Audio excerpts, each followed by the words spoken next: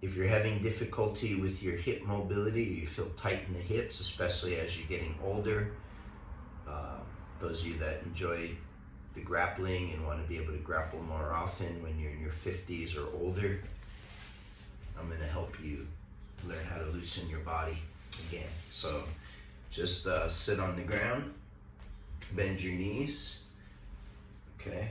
And then from here, you're going to bring your knee in like this. You can put your hands on the ground behind you if you need to, that's okay. You're just gonna be inside like that.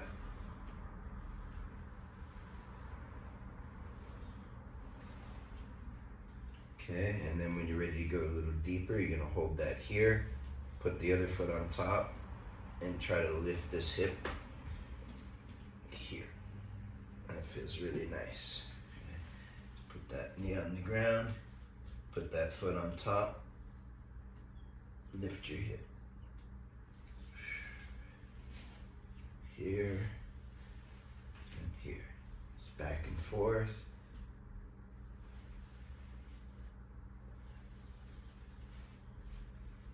Pin it down, lift it up.